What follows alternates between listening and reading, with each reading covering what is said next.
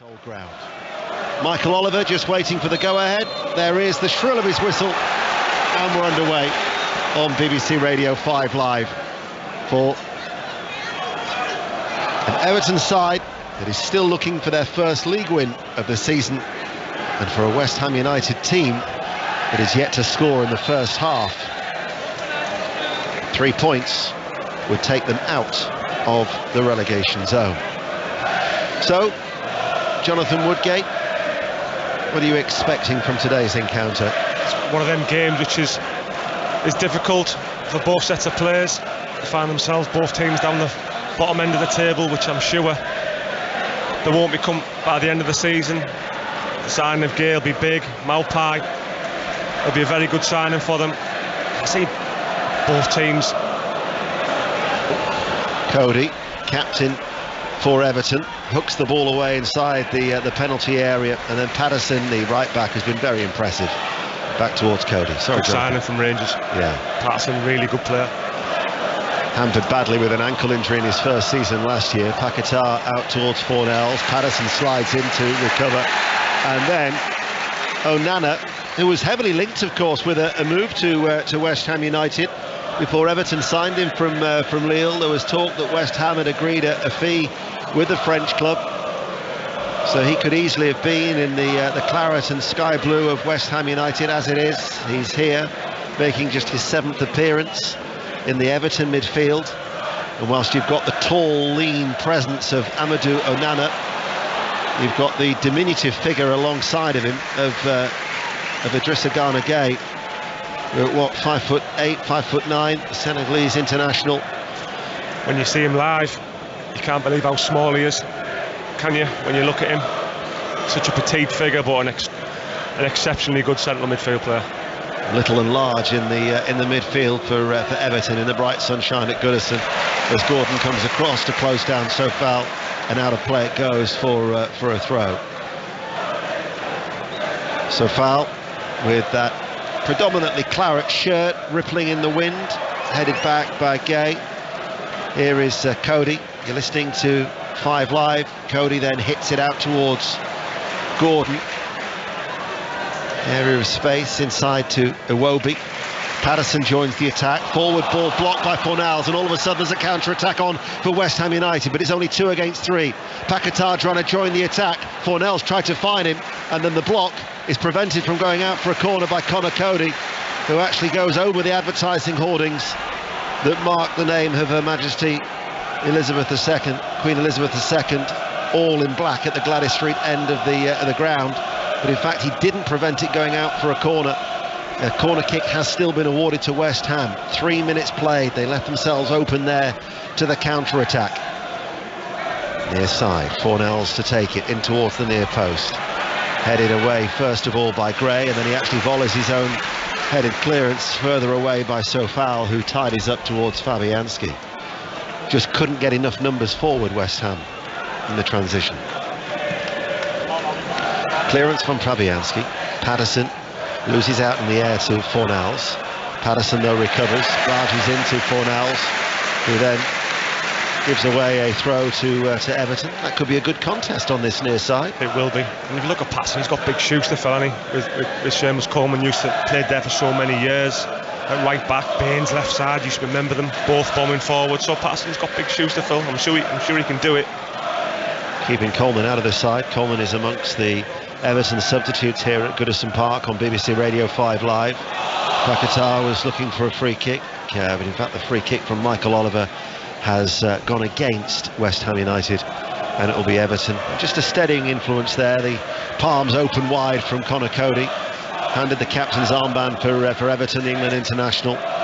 Talked before about his leadership qualities, how vocal he is, how he likes to communicate. Well, with no shortage in that area from Conor Cody this afternoon. I think you see that when he was at Liverpool as a kid. He'll have been watching the likes of Jamie Carragher, Steven Gerrard, Sami Hyypiä, those type of players, and he's brought that to his game, and he's a very good leader. You can see it on the pitch, and it's good for the young players of Everton to see him. He'll lead, even if he's not captain on the day. He'll lead in the dressing room, and it's brilliant for a manager also. 5 minutes played. Here is Iwobi, almost caught in possession, but he wriggles free, short of the halfway line, inside to Mopé. Left of the centre circle, passes the ball to Gray on this near side to right in front of the main stand. Playing from left to right, royal blue shirts, white shorts, Everton. Gay, Onana, walking pace, back towards Cody. Fullbacks are pushed on for Everton. Tarkowski left of the central two. Plays it forward. Mikolenko, the Ukrainian, tries to slide it down that left-hand side. Iwobi had made the run in behind Sofal, but Sofal gets the block in, and out it goes for an Everton throw. Mopé lays it off to Gordon, back towards Mopé with his back to goal, taken away from him, and then the ball just spins down by the corner flag in front of that strong travelling West Ham United support, and it will be a throw to Everton as they attack the park end of the ground. BBC Radio 5 Live. Everton 0, West Ham United 0. It's a throw. Everton go back. Gay to Tarkowski, forced back towards the halfway line. And now the ball is out to Patterson. Bit of area for Patterson to control the ball. Steadies itself, curls it in. High ball towards the far post. Caught quite comfortably by Fabianski. All in yellow, the Polish international, to gather it safely. Yeah, it was a great take. Exactly what you want off your goalkeeper, especially if you're a centre-half. Takes a slight bit of pressure, takes a bit of the sting out of the game. But you look at the opposite end with Asmir Begovic, who's coming in for Pickford.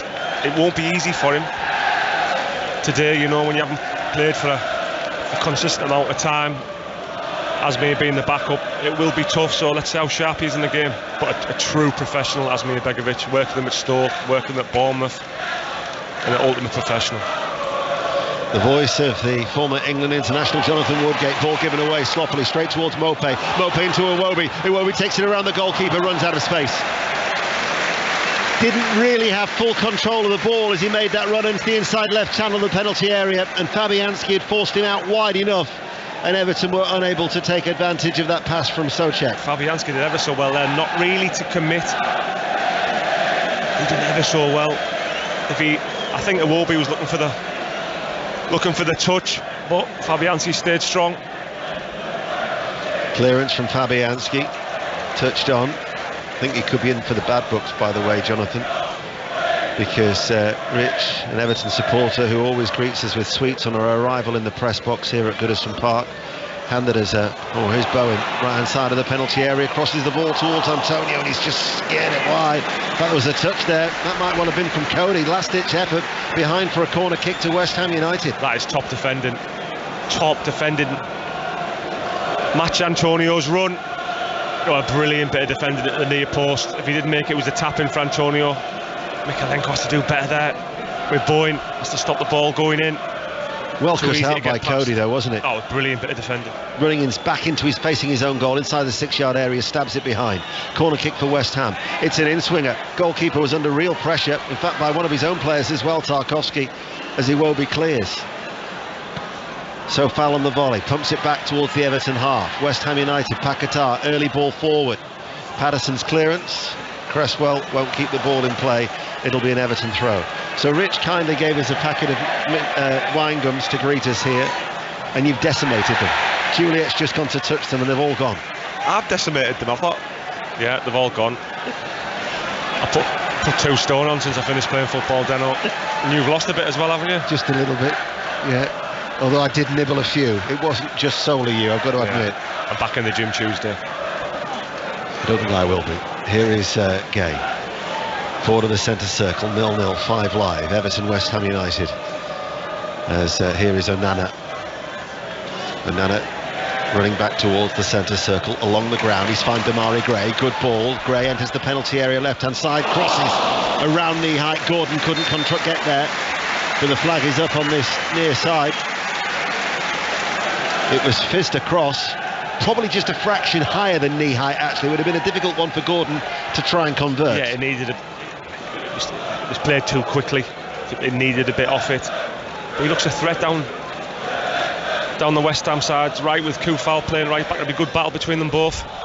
Gordon, right-hand side, enters the penalty area, back towards Iwobi, took a deflection, Iwobi, edge of the area, to Patterson, first-time cross, low, block, turned behind by Cresswell. Good play by Everton, good spell of pressure this, 10 minutes into the game, Everton 0, West Ham United 0. This is what the fans want to see, this is the total opposite when we did the first game of the season against Nottingham Forest. They didn't get the crowd off the feet till I say about the 85th minute when they scored.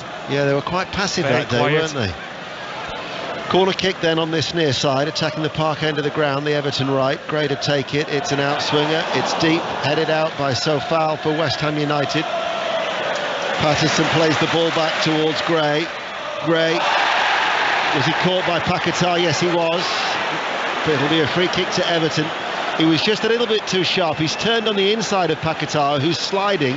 Referee's given the free kick, but he's not going to take action against the Brazilian. No, it's not a booking. He just swept his leg when he checked back. Demarai Gray was nimble. Good play, Demarai Gray. Got him on a good deal, and I think it was Rafa Benitez who bought him from Leverkusen. Yeah, just But he was £1.7 million. It's a bargain. And Gray's going to take it. So it's right of the penalty area. It's about 8 yards up from the byline, in front of the park end.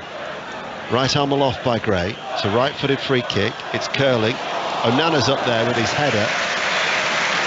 Didn't seem to direct the header. It seemed to bounce more off the head of the Everton midfielder, and as it result, it just looped off target and out for a goal kick. It wasn't timed right, where he will be a threat in the box. Now West Ham have taken the goal kick quickly. Everton were willing to press, and as a result of that, didn't seem as if West Ham were set and ready for that, and Everton, that was a late one from Paquetá. Now that might result in a talking to from referee Michael Oliver. He just seemed to catch the back of Gay. I think he'll get booked for this, maybe talking to him, I don't know, but that's two in the space of a minute. Let off lightly there. That was all of West Ham's own making, that wasn't it? They weren't ready to play out at that point, Deno. I think even Declan Rice was saying to Fabianski it wasn't right to play out at that time.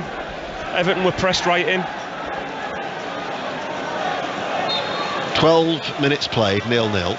Midway through the West Ham half, Gray with a free kick, right-footed, deep into the penalty area, arcs its way through, and all the way out, and Rice will marshal the ball out of play for a throw right down by the corner flag in front of the travelling West Ham supporters. I used to hate that as a centre-back. Ran up from the halfway line, ball comes nowhere near and goes out the other side. I'm like, I've got to run all the way back now.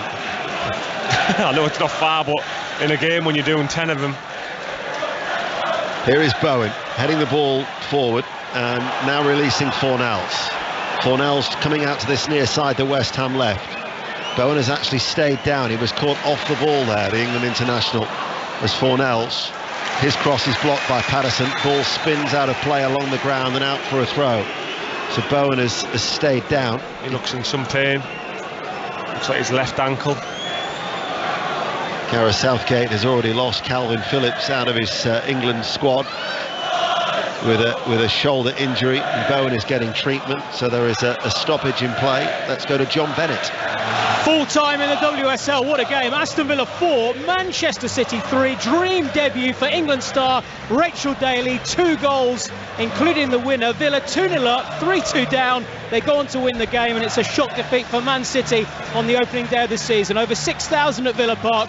Aston Villa 4, Manchester City 3. We will have commentary from 5 o'clock. Liverpool against Chelsea in the Women's Super League, and that follows second half commentary of Worcester against Exeter in the Rugby Union Premiership here on BBC Radio 5 Live.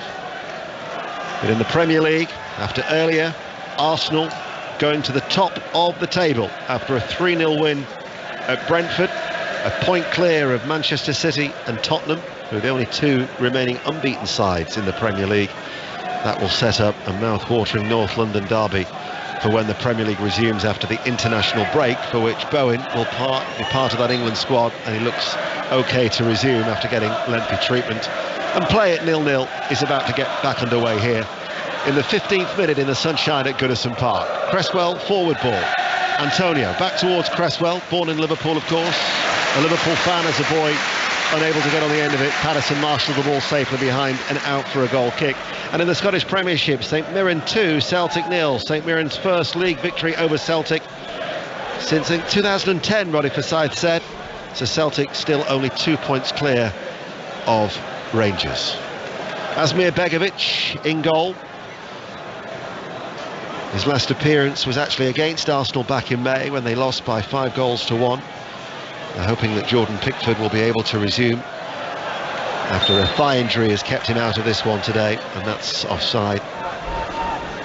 In fact, no, the ball's gone out of play. It'll be a West Ham throw on that far side. But a quarter of an hour played. West Ham yet to score in the first half in the Premier League this season. The only team in the top flight that have yet to score in the first 45 minutes. Indeed, their earliest goal was against Tottenham. Souček after 55 minutes. 0-0. After watching 8 goals last night, or yesterday evening in North London, never harboured hopes of seeing too many here today.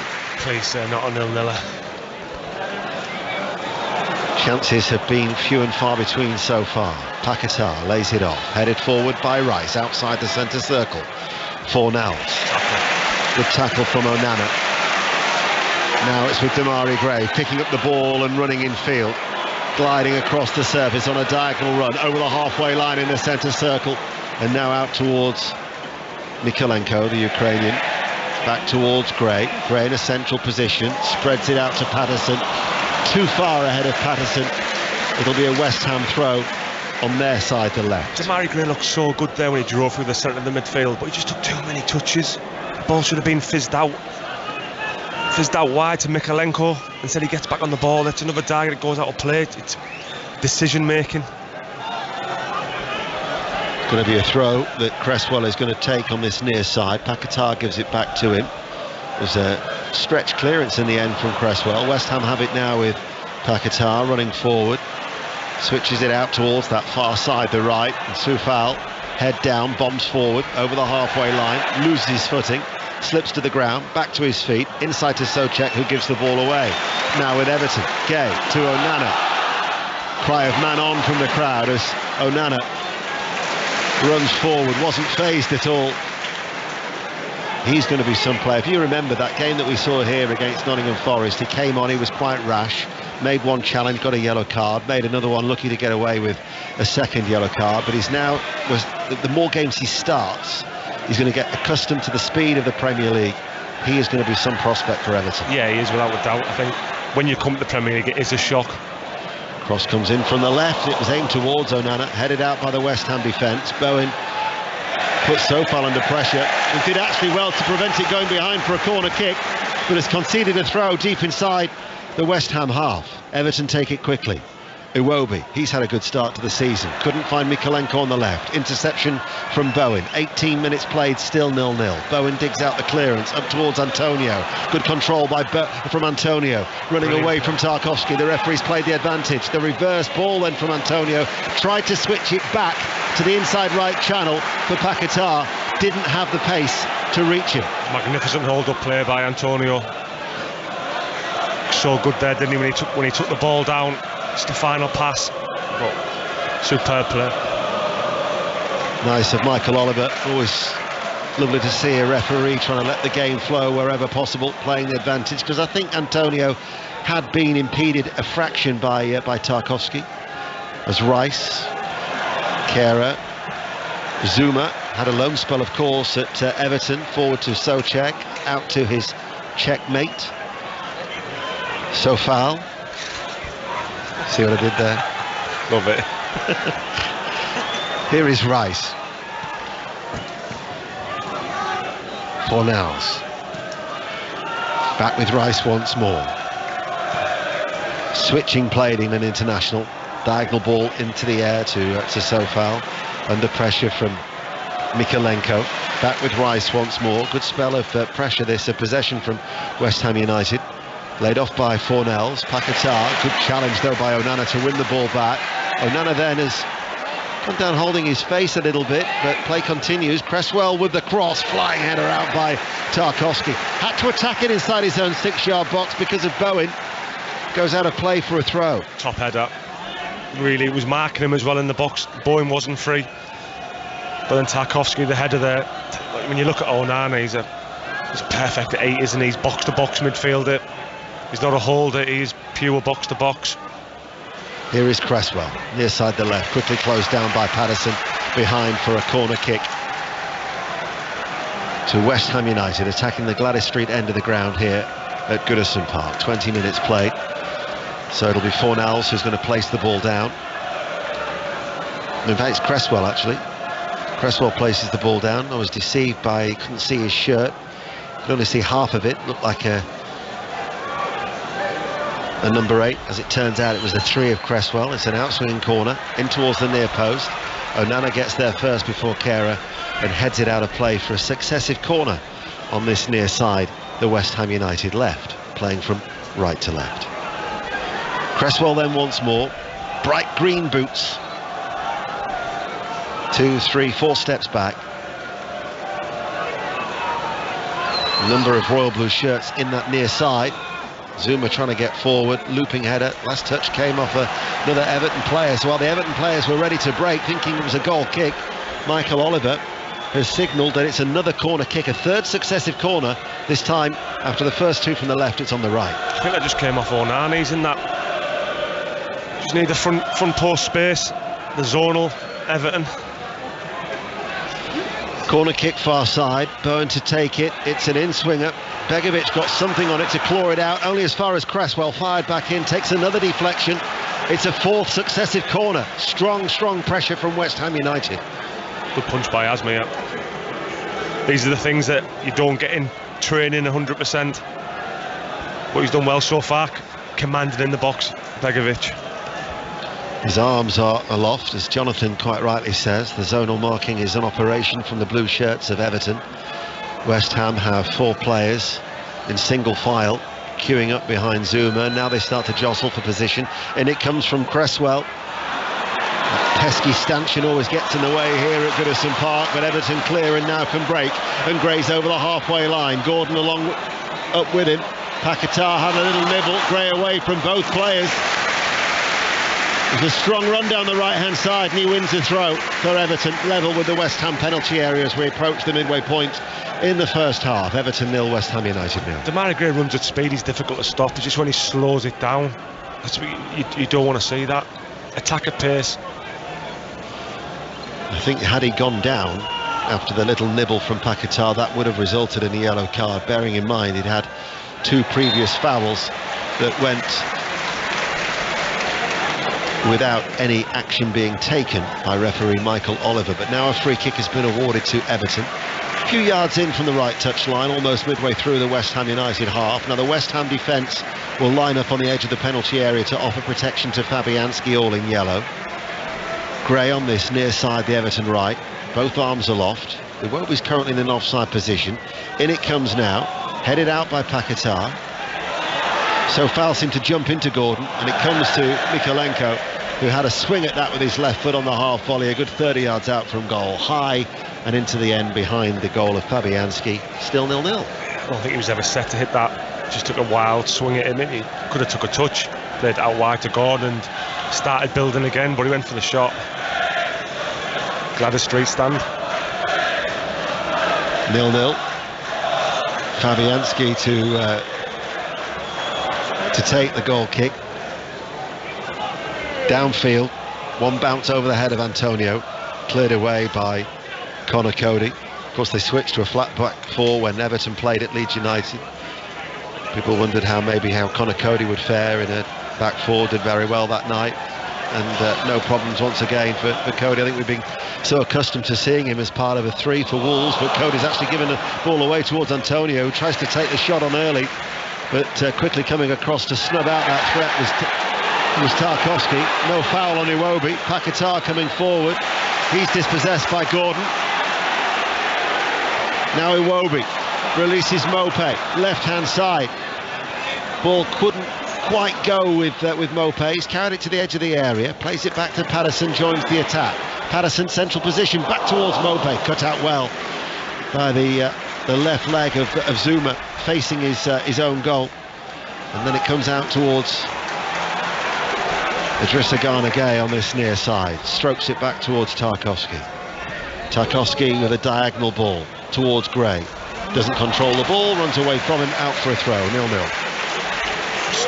That's really frustrating because Tarkowski hit a 60-yard crossfield pass there to Demarai Gray.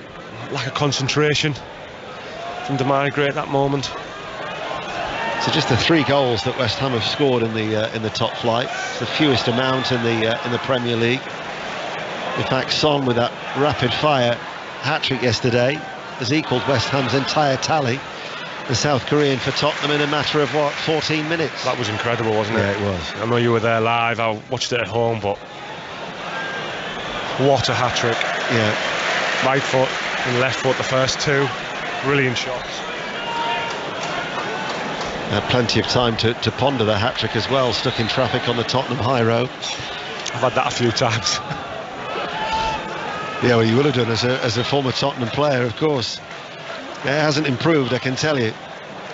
Here is Rice for West Ham United, holds off the challenge of Iwobi. Right corner of the West Ham United penalty area. Now it's with Bowen, still 0-0 on BBC Radio 5 Live. Everton and West Ham United. Brentford 0, Arsenal 3, St Mirren 2, Celtic 0, the results earlier. At the top of both the Premier League and the Scottish Premiership.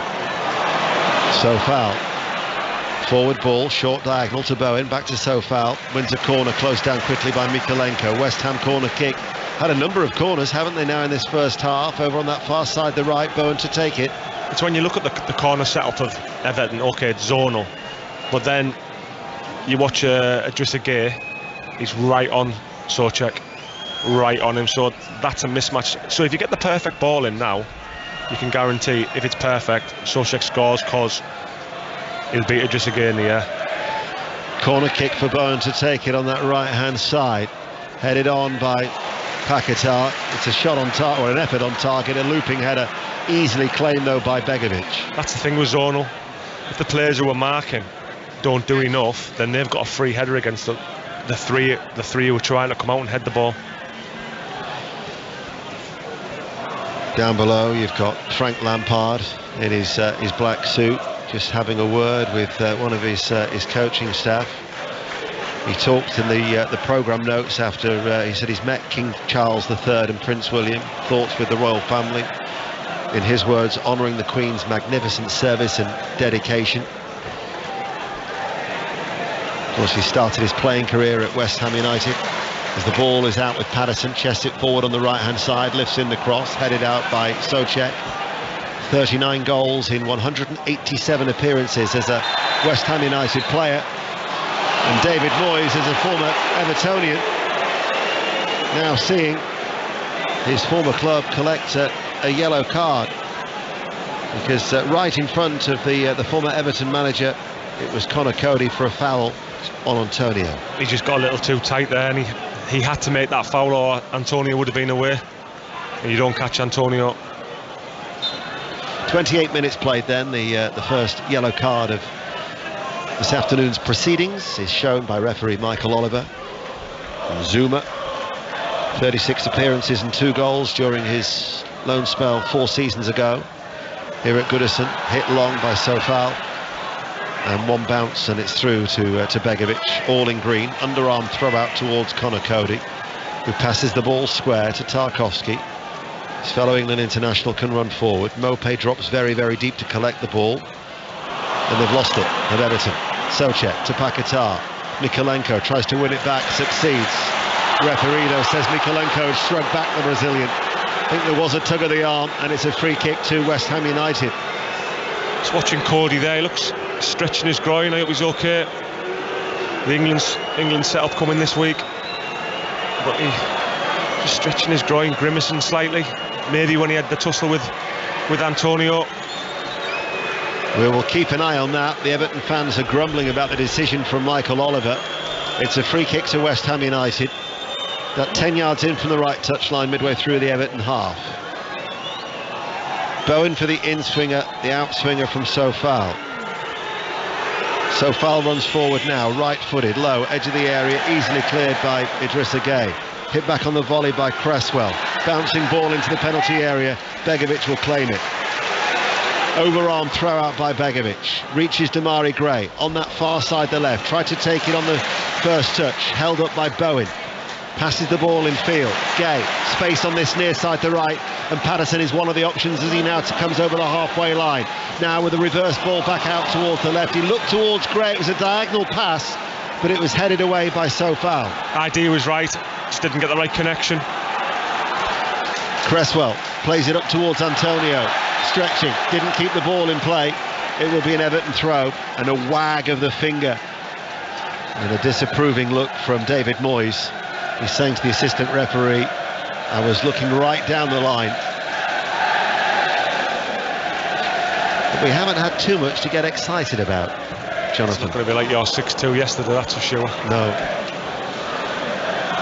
Here is Tarkowski. Back out to Iwobi. Forward ball on the ground, laid off by Mopé. Gray, forward of the centre circle. Patterson, quite narrow Everton. Patterson into Gordon, held up by Kehrer. Out it goes to the penalty area to Onana, just up from the byline. Tries to pass it into the box towards Gordon and cleared out of play for a throw. Anthony Gordon made a terrific run there from out to in. If Damari Gray just lifted his head up at the right point, he could have slipped him in, but it was a brilliant run. Patterson with the return ball from the throw from Gordon. Cody on the halfway line. Patient play from Everton. Tarkowski from the back, outside the centre circle to Mykolenko, the left back, runs into trouble in Sofal, who deals with the threat of the Ukrainian, and now it's forward from Bowen, given away rather cheaply. Tarkowski runs forward into the centre circle over the halfway line. Everton, 14 minutes to go to half-time, still 0-0. Mykolenko, the Ukrainian with his cropped hair. Iwobi. Gray gets a touch. Mykolenko towards Mopé. Cut out by a sliding Souček. Back towards Sofal. Forward to Bowen. Hemmed in by Mykolenko down towards the corner flag. And it's gone out of play for a goal kick. Last touch off the knees of Mykolenko. Just been watching Idrissa Gueye off the ball, and you see the areas of the field that he picks up. He's brilliant at spotting the danger, and I think Everton needed someone in the centre of the pitch to help the back four, and just to sit in there and do a job, get on the ball, stop the other midfielders from running off him. He does that really well. That's the voice of Jonathan Woodgate on BBC Radio 5 Live. Everton 0, West Ham United 0, and we have 12 minutes to go to half-time. Everton, who've drawn their last 4 matches in the Premier League. Here is Bowen. They've become the draw specialists in the early stages of this season. Patterson with the clearance. Rice heads it in field. Souček brings it under control. Paquetá runs into trouble, taken off his toes by Iwobi. Forward towards Mopé, holds up the ball outside the centre circle of his own half. Onana joining the attack. Declan Rice back there sliding in, then given away by Fornals, straight towards Iwobi. Fornals trying to get back into position, as now it's with Mopé. Edge of the area, man over far side the left is Damari Gray. Gray with the cross, Onana in the air, headed out by Kehrer. Vital intervention from the West Ham United central defender. Patterson leaning into Paquetá, and Paquetá had done his job and then gives the ball back away, and then it's eventually cleared away by Cresswell. Both sides guilty of making mistakes. Scrappy passage of play, tussling for the ball. Idrissa Gueye wins it back, urged on by the Everton crowd. Just over 10 minutes to go to the break, still goalless under the grey skies here on Merseyside. Paquetá, top player, but he just doesn't look like he's adjusted to the speed of to this game in this country. It looks really, really quick for him. He's got to realise that when he goes past someone, they're going to be back on his heels. Yeah. Here is Tarkowski. Little touch by Gray. Might come back towards Damari Gray. Declan Rice slid in. No foul, says the referee. Stepping out of defence was Connor Cody. Read that situation superbly, the Everton captain. out towards Iwobi. Cody's stayed in the attack. The return ball to Iwobi. Left-hand side of the penalty area. Crosses into the box. Headed out by Kehrer. West Ham can't get out. Everton applying pressure. Mykolenko, deep ball into the penalty area. Gordon tries to volley the cross from the inside right channel. Last touch off Gordon, couldn't keep it in play. Out for a goal kick, and it's still 0-0 after 35 minutes. At times when West Ham are they're not clearing the lines properly. If they're going to clear the lines, they need to go longer. If they're not, they need to play. But they're in between at the minute. Well, it's going to be Fabianski to take the goal kick. Fabianski downfield, still 0-0 here on 5 Live with 10 minutes to go to the break. Headed on by Paquetá, headed further on by Antonio. Slice clearance by Patterson, and then eventually Gay heads it back to Cody. Zuma clumsily coming through the back of Volpe to give a free kick. Again, Michael Oliver showing no yellow card, but it'll be a free kick to Everton. He's a good referee, Michael Oliver, isn't he? Like you said earlier, he lets the game flow. He's been refereeing for how many years now? Over, I'd say 20, maybe 20 years, is that so? Terrific referee. He did well, didn't he? Sticking by his original decision when that Nottingham Forest penalty against Bournemouth.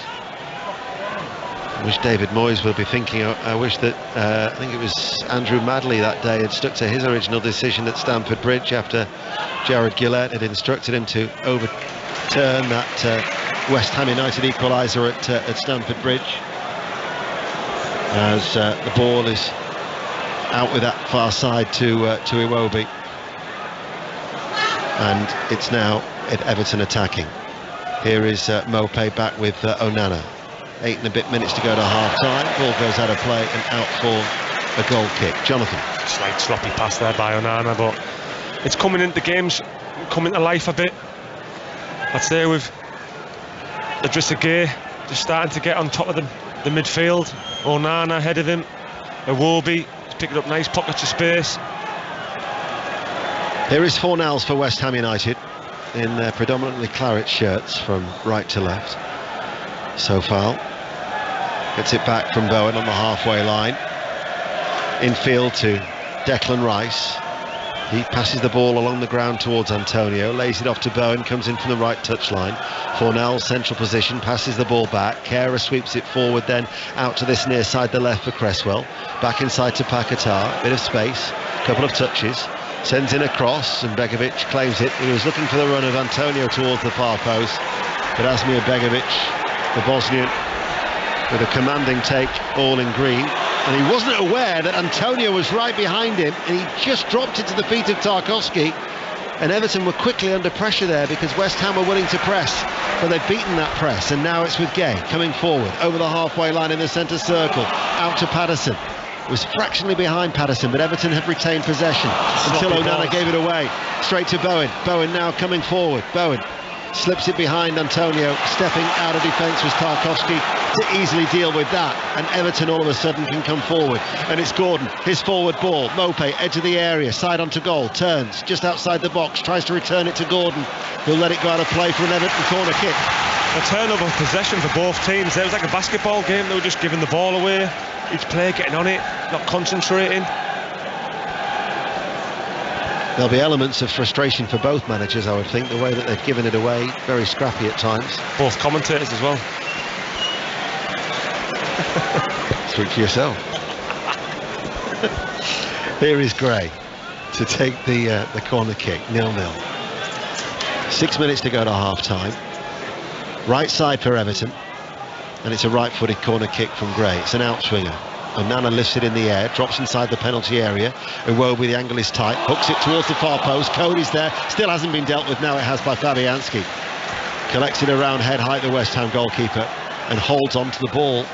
As now the rain sweeping in from the Gladys Street end of the ground away towards our left, right into the face of Fabianski. And was quickly turned into a rather miserable afternoon on Merseyside. Still goalless. Souček. Kehrer Back with Soucek. Declan Rice, right of the centre circle. So foul midway through the Everton half. Declan Rice got so much time on the ball. Even when there's players closing him down, he just looks like he has bags of time, doesn't he? It's a real classy player. Here he is once more. Didn't play in the last couple of games in the... It was against Viborg, wasn't it? In the Europa Conference League. He was still suspended, having to rotate his squad somewhat, David Moyes, because of the last two matches that have been played, with the games being called off last weekend. Here is Iwobi, forward ball for Mobi. Mopé put out by Zuma. So yeah, he was suspended against Viborg, but he had played against FCSB, team formerly known as Steaua Bucharest, and Silkeborg as well. The last two matches have been in Europe for West Ham since they last played at Stamford Bridge. And now Michael Oliver has given a free kick to Everton, left-hand side of the penalty area. 4 minutes to go to half-time. Still at 0-0. And Damari Gray is going to go across to take it. So Gray waits. It's a very, very congested penalty area. Every outfield player bar 4 is in the West Ham penalty box, and Gray is one of that quartet. Clips in the free kick now, curls over everybody's head, and out of play it goes for a goal kick. So unless something happens in the next 4 minutes, it'll be another game where West Ham United have failed to score in the first half this season. You can see why they haven't created much today. That'll be in the other games as well. Or they're not putting the chances away, but yeah, you can see why they are where they are in the league at the minute. And for Everton, the last time that they drew 5 successive league games, Gordon Lee was the manager in 1977. There's Gordon coming back at Cresswell. It's a West Ham throw, taken quickly. Cresswell. Fornells inadvertently gets a 1-2 off the legs of Cresswell. Snapping into the challenge was Gordon on Fornells. Referee, though, gives a decision in favour. No, it's going to be a goal kick. Goal kick awarded by referee Michael Oliver. 3 minutes to go to half-time. Just trying to think of the chances that we've had. Nothing really of note, have we? A couple of looping headers, and that's been about it. Okay, but very low on quality. None of the keepers have had any real saves to make, have the way you think, what great save. Begovic to take the goal kick away towards our left, headed on by Onana, beats Soucek in the air. Not many people will lay claim to that this season, given Soucek's aerial prowess, but Onana did beat the Czech Republic international. Here is Iwobi, forward to Mikolenko. Just over 2 minutes to go to half-time. Iwobi now towards Gray. Gray, with his back to goal, able to turn, chips the ball out towards Patterson. Ford at every opportunity on this near side, the right. Back towards Onana. Back to Patterson once again, forcing him a little bit further out wide than he may have wanted. And closed down by Fornells. Out it goes for a throw. Again, it's a sloppy pass, simple 15-yard pass. A lot of players have done it in the first half, sloppy passing. Here is Patterson with a throw, back from Mopé to Gordon. Back with Patterson once again, he's overrun it, and Antonio now will bring the ball clear for West Ham United. Out to Sofal on that far side. Antonio streaking ahead of him, looking for the return ball. Tarkowski, well-timed challenge. Sliding across on the surface, got there first, read it well. Excellent anticipation from James Tarkowski. He'd be used to playing in the 4-1. He'd been at Burnley for that many years with Ben Mee. Slight change of side. Sofal closed down by Idrissa Gana Gueye. I have to try and have a look and see how many corner kicks this is for West Ham United. It's another one on that far side, the right, still at 0-0. As we are about to find out how much stoppage time there will be very, very soon. But it's a corner kick for West Ham that Bowen is going to take. Bowen, in it comes now, headed back by Rice inside the penalty area. Tarkowski heads it further clear. Now it's back with Bowen. Rice, midway through the Everton half, plays a diagonal forward ball to Fornells, closed down by Onana, to Cresswell outside the centre circle. Cresswell, unchallenged, plays it in. Zuma with a header, stooping, tried to direct and guide the header in, but was never going to get past Begovic. And again, a comfortable save. You could have saved that. Don't know it was that comfortable. I actually think I could. How many corners is that? So we've had 7 corners for West Ham United, 2 for Everton. But Everton have not had a shot on target. Even that one, that might be classed as a shot on target. So we've had Zuma's header and Paquetá's header, both easily saved by Begovic. That gives you the limitations that these two sides have shown in front of goal. Cancelling each other out. Fornells to Rice. Rice holds off Onana. Well done, Declan Rice. To Bowen in stoppage time. Running forward, loses the ball. The additional 60 seconds will be almost over. Look at the watch from referee Michael Oliver. And there is indeed the half-time whistle. Everton 0, West Ham United 0. And this won't take long, I wouldn't have thought, in your summing up. No, well, it's quite simple. Hardly any chance in the game. It's a 50-50 game at the minute. What changes both managers will make the difference in this game. So West Ham United with a couple of soft looping headers easily saved by Begovic. Everton yet to have a shot on target, and West Ham United still looking for their first Premier League goal in the first half this season. Everton 0, West Ham United 0. Steve? Jonathan, I'm just trying to think, will there be anyone who's happy with that? Because I don't think the managers or the fans or the players or certainly any neutrals will have particularly enjoyed it. You described the game as really, really casual. Right. In the passes, a lot of the players have missed a lot of easy passes, and when players can run forward at speed, they haven't done. Especially if you look at Damari Gray, he could have run forward a couple of more times, but he hasn't. But no one's been tested. No one's really tried to run in behind the West Ham defence or the Everton defence. It's been quite easy for the centre backs to defend. Put it this way, Conor Cody, Tarkowski, it'll be fine. They won't even be sweating in the game, honestly, because there hasn't been caused any problems going into their direction. And likewise for the West Ham defenders, it's been quite simple for them. I have faith though, Ian, and I'll tell you for why. In what will have been, I would imagine, the last time you did West Ham, we heard all of these noises at half-time, Chelsea versus West Ham. It was 0-0, yeah. It was dreadful, and you got a great dramatic story. Yes, we did. I applaud your faith. However, having watched the first 45 minutes, I do not share the same level of conviction. I mean, given Jonathan Woodgate's just said that you would have kept a clean sheet in this first half effectively, I think that sort of tells the story well enough, doesn't it? Yes, it does. Yeah, it does. Very much so. Ian and Jonathan will be back for the second half. We hope for better. Everton 0, West Ham 0. There have been some great stories elsewhere, by the way. Aston Villa beating Manchester City in their opening game of the new WSL season 4-3. We're going to hear shortly from Rachel Daly, who scored twice in that game. St Mirren up to third in the Scottish Premiership table after a 2-0 win over Celtic, and Arsenal are top of the Premier League after winning 3-0 at Brentford. Reaction to all of it after the news with Alison Hughes. This is BBC Radio 5 Live. Thousands of people are still queuing to pay their respects to Queen Elizabeth, but those not yet in line are being advised not to travel to try to join the queue now, as it will close sometime today.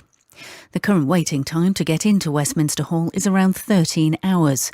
The Olympic gold medalist Dame Kelly Holmes is among those who've queued.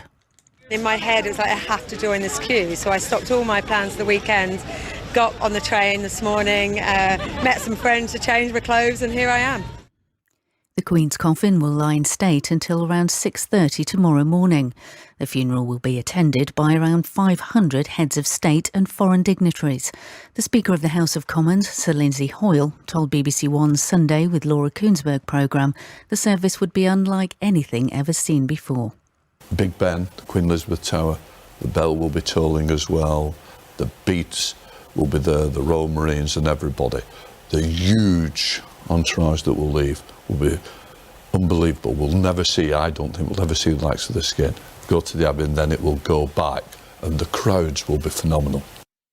King Charles and Camilla, the Queen Consort, will hold a reception for heads of state at Buckingham Palace this evening. There'll be a minute's silence at 8 o'clock tonight to reflect on the late Queen's life. Liz Truss will take part on the front steps of Downing Street, and members of the armed forces on operations overseas will also pause on ships and bases to mark the moment. In other news, police in Leicester say plans are in place to prevent a repeat of violent disorder in the city last night. 2 arrests were made. It was the latest in a series of incidents in recent weeks, initially sparked by a cricket match between India and Pakistan last month. Ukrainian officials are investigating the cause of death of dozens of people who were found in mass graves in a recently liberated part of the country. President Zelensky says he has evidence of torture carried out by Russian forces. The Kremlin denies targeting civilians. This is BBC Radio 5 Live. We'll take you to Worcester Exeter in just a second. They've been playing for 2 minutes and Exeter already have scored a try. But there are a few better places to watch sport of a Sunday afternoon than a sunny Hove. India's innings has just started and England have a breakthrough, Kevin Howells. They do. It's 3 for 1. India chasing 228 here. England made 227 for 7. Tricky surface. Generally, the consensus during that interval period was that this is going to be a pretty difficult target to chase down, bearing everything in mind, as I say. Certainly deliveries keeping low earlier. Alice Davidson-Richards, though, leading the way for England with a 50 of 61 balls, 4 fours. The next best was a Danny Wyatt 43 and a very useful 24 not out from Charlie Dean, batting low down the order as well. And the veteran Julian Goswami not conceded a single boundary in their 10 overs. But the breakthrough, India now have lost a wicket. They are 3 for 1. And the wicket to have gone is that of Verma. She is out. So a good start for England. After we're done with Everton versus West Ham in the Premier League, we're going to bring you second half commentary from the Gallagher Premiership of Worcester versus Exeter. They are underway. Let's go to Six Ways now, and that's where we find Sarah Orchard. Sarah, I was watching the pre-match scenes of support from the Worcester fans, and well, they've just been punctured. Yeah, it's such a sad story here, Steve. It really is. And there was a big guard of honour by all of the staff as the Worcester team came out. And for anyone that doesn't know, of course, Worcester, they've been dealt this winding up bill by HMRC after failing to pay a £6 million tax bill. They've got other debts that are more than 20 million. And the current owners, Colin Goldring and Jason Whitting, they're basically trying to sell the club and hold on to its value without going into administration. But this process is just dragging. So many false dawns, players, staff not being paid. The RFU said on Thursday night, unless they had a safety certificate by Friday, the games this weekend wouldn't go ahead. They'd be suspended from all the leagues. They got that certificate, but there's only 5,000 fans who've actually been allowed in here today to watch this fixture because of the amount of sort of stewards that were essentially able to be paid and medical staff. I mean, it is a really horrible situation, Steve. Sarah, what is the feel of the place today? Well, I met 9-year-old Nina and her family just outside the gate, and Nina had made a little poster that she'd actually put up 2 weeks ago. She was going to check that it was still there, and it's a little poster that basically was asking on the owners to please sell the club quickly. And I asked her family, why are you here today? Because a lot of Worcester fans they didn't know whether to come or not, because they don't essentially want to. A lot of them don't like the owners because this has happened. They don't want to give money to them, but at the same time they want to be here to support the team. It's a really tricky situation. I should add, the fans that are here were all told to bring cash today because there is no Wi-Fi at this ground. It's all gone down. There's no email system, so everything's having to be done by cash. You really feel for these fans who have supported this club for a long time and are facing, it could be sold to an owner, we don't know yet. It could go into administration where hopefully the club will still survive, but there is still a chance that it could be told to completely wind up. They just don't know what the future holds. But what effect has that had on the team that they're actually able to put out? I know that is, not the most important thing at the moment, but I wonder if can they even be competitive if they can carry on playing rugby, which is the main thing? Well, they have insurance to play. That's the most important thing. But, the reason that we're not rushing to talk about team news right here and now, because the most important thing for Worcester and for Exeter to an element today, Worcester, the players, if they are looking for another club and they are injured, that's going to make their situation even more complicated. So no injuries today is vital. But then for Exeter as well, they've got to be asking themselves, they turn up and play this fixture, then they find out that Worcester gets wound up. Why did they play the fixture? If they have an injury to a player, was it worth it in the first place? There's just so much hanging over each time Worcester turn up to a game. This is their second fixture. They got heavily beaten last week by London Irish. The layers of these problems are just adding up and up. Have Exeter started the game, though, almost like it is any other and tried to put that out of their mind? Because they've certainly started very quickly. Yeah, there's absolutely no question about that at all. They're already a try-up. It was a lovely move just in the second minute by Joe Simmons. He was actually their club captain in previous seasons, and he's normally a fly half, but they've got a big hole at the moment at fullback. That's because their regular fullback, Stuart Hogg, also Josh Hodge, they're unavailable at the moment. So he's filling in those holes. And yet they've started out a million miles an hour. They had a really good result last week, Exeter beating the current champions Leicester, but we're having a big review at the moment on the big screens. It is Murray McCallum, the Scottish prop, a big tackle that he's put in that's being reviewed, and it's head-to-head contact. I can't actually hear the details of the TMO because I've actually turned them down so I can talk to you, Steve. But, Sorry. That's okay, no worries, but we're watching it on the big screen, and it'll just be, if that is considered head contact and there's no mitigation, that could be a red card for Worcester already. Oh, goodness me. So this is going to be a real tough afternoon for everyone here at Worcester. Yeah, the replays don't look good for Worcester, I'll say that, but Sarah will let us know once we have a result of that, and as I say, we're going to join second half commentary from that game. A bit of Premier League reaction now. Arsenal had a 15-year-old come off the bench as they return to the top of the table with a 3-0 win at Brentford. Ethan Nwaneri is now the youngest ever Premier League player. Let's hear from his manager. This is Mikel Arteta with Jonathan Pearce. Well, very well done. That was commanding, wasn't it? Yeah, I'm really pleased. It's never easy to come here and win the game, but especially the way we played, the way we dominated the game. Right from the first minute. You went front foot here against them this season where they did that to you last season. I said before the game, and a lot of people can describe the day that we had last year here as a bad day. And for me, it was a building character day. And to build character and build personality in a team, you have to go through those moments. You have to use it in the right way. Football gives you an opportunity again. And today, I think we showed that there was still something in our stomachs. And you helped make history today with young Nwaneri coming on. That's the youngest ever Premier League player. Great. He deserves it. He's been doing great. We want to promote our academy players. He's such a big talent that we want to keep with us. And today we had the opportunity to do it, and we decided that was the best case. There is a card out at Worcester. Which colour, Sarah? It's a yellow card for Worcester, which will be a huge relief. It was deemed that the contact between Murray McCallum and the Exeter player was actually from his shoulder moving up to the head. So that's what we call mitigation now in rugby union. So it becomes a yellow card, not a red card. So Worcester, for the next 10 minutes, they only have 14 on the field, but it's Exeter who lead 5-0 here at Six Ways. Thank you, Sarah. Earlier today, St Mirren beat Celtic 2-0. So that means they're the only team other than Real Madrid to beat them this season. They also move up to third in the table. Mark O'Hara and Jonah Ayunga with the goals. Ayunga actually joined from Morecambe, where he played under Stephen Robinson, and Robinson is now his boss at St Mirren. Here he is. I think full credit to the players. Listen, you work all week on things, and it isn't too far from what we do in general in games, maybe a little bit further back in the pitch, and we spring and we break on people with, we've got good energy and pace in the team. But I have to say, the boys, they're the ones that do it on the pitch. They're the ones that are tired and still trying to take the tactical information on board, and it's a real good performance from them. Sometimes we ask you to pick out a player's performance as they excelled in the game, but you would be here all afternoon if I asked you to do that today. I thought we were excellent to a man, but I think Curtis Main was outstanding. He held the ball up for us. He never tired the whole game. Even the end when we're trying to run down time, fantastic. So I think there's not often I give individuals mentions, but I think he needs a mention today. That means Celtic, by the way, still 2 points clear at the top above Rangers, but now they've played the same number of games. There was a 7-goal thriller in the Women's Super League today. Rachel Daly scored twice on her Aston Villa debut as they beat Manchester City 4-3 at Villa Park. Yeah, it's a dream start, I suppose. Obviously, getting on the score sheet not once but twice is obviously nice, but more importantly, a win at home against one of the top teams in this league.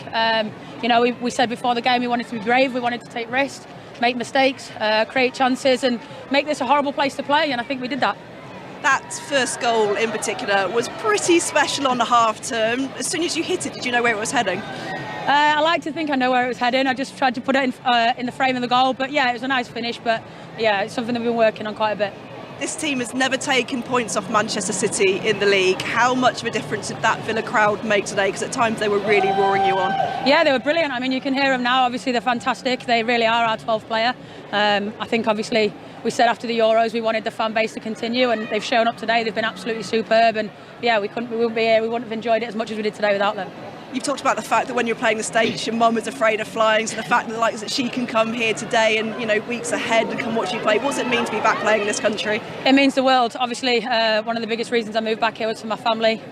So to have them in the crowd week in, week out, and seeing them today and knowing that I'm making them proud and just being able to celebrate with them after is something that, obviously I've been missing for the last 10 years, and I'm ready to have that now. Well, Rachel, you are the Barclays player of the match. It's not a bad debut for Aston Villa. Congratulations. Thank you very much. Thank you. Rachel Daly there with Joe Curry. We're bringing you full commentary of Liverpool versus Chelsea in the WSL here on 5 Live from 5 p.m. Live scores for you in the WSL. Leicester 0, Spurs 0 and West Ham 0, Everton 0. Those games 11 and 13 minutes old respectively. And in the Scottish Premiership, it's Motherwell 0, Hearts 0. Still Worcester 0, Exeter 5 in the Gallagher Premiership. We're going there for second half commentary after the second half at Goodison Park. Players on their way back out. It's Everton 0, West Ham 0. Jonathan Woodgate is with Ian Dennis. Good luck. Thank you, Steve. I hope your faith is rewarded for this second half, because that was certainly a drab first 45 minutes. Doesn't appear that either team are going to make a change at half time. So certainly West Ham are out there. I can give you their team. Fabianski in goal, Sofal Kera, Zuma and Cresswell the defence, Souček and Rice, Bowen, Paquetá, Fornells and Antonio.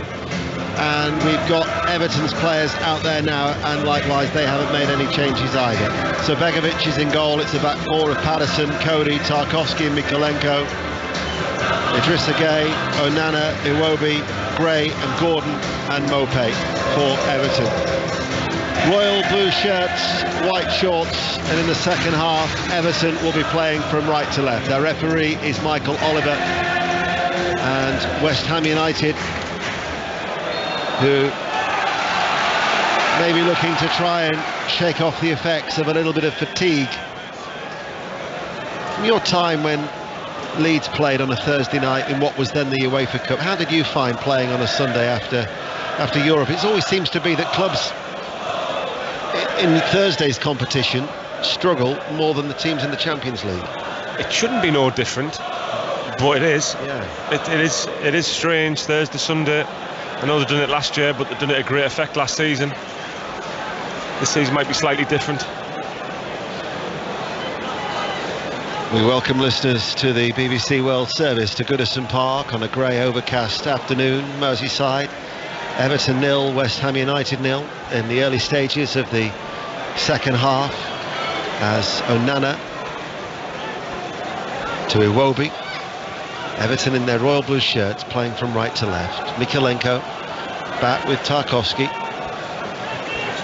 Tarkowski along the ground finds Gordon. Everton still to have a shot on target. Mikolenko's low cross in. Zuma's stretching. Almost turned the ball in, and it actually required Fabianski to dive, but he couldn't keep the ball from going behind for a corner kick. It was desperate action required by Zuma. What is he, 6'4", 6'5"? A telescopic right leg came out and diverted the ball behind from a teasing ball in from the left. He just done enough, and you could see behind him there with Kera. He was backing him up as well.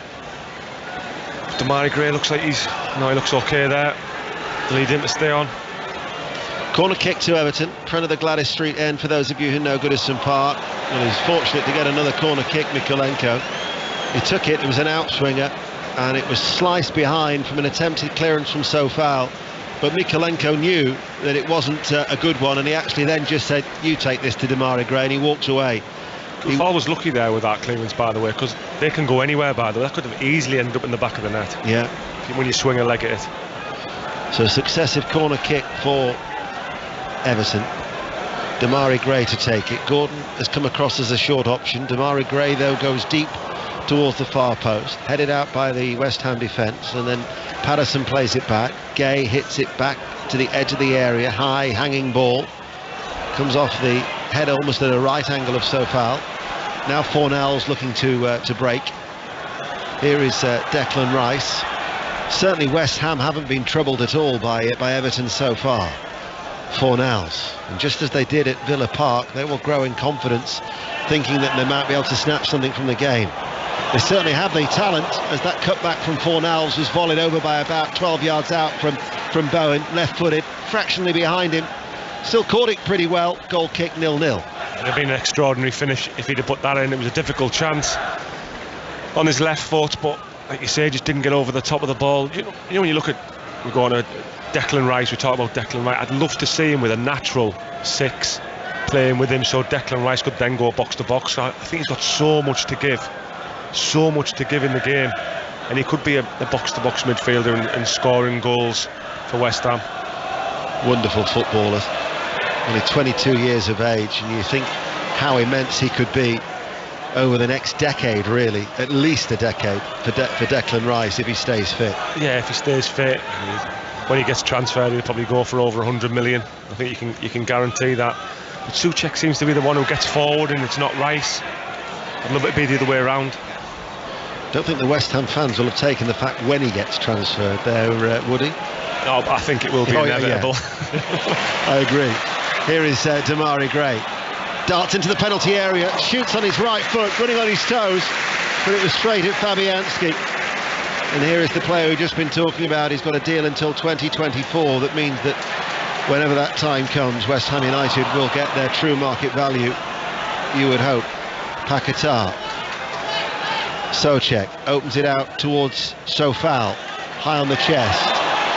Goes to ground far too easily, but there had been a little bit of contact, and he wins the free kick, if you know what I mean, for West Ham United on this near side there right as they play from left to right. 5 minutes into the second half, still 0-0. I couldn't have put that better myself. I don't know, you just said that, you could see it a mile. He's basically bought that free kick. Here is Kehrer out to Cresswell. 15 yards inside the Everton half, forward to Fornells, runs out of space, the fancy flick didn't come off. Patterson takes the throw quickly.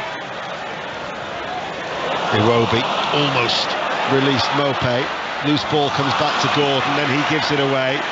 Indicative really of the game that we've seen so far, things just not coming off, and then both sides guilty of giving the ball away. It's been that type of afternoon. You won't be surprised to know if you've just joined us either on 5 Live or the World Service that we're still at 0-0. Antonio curls over the cross. Tarkowski heads it away. Fornells with the cross from the left-hand side over the head of Souček.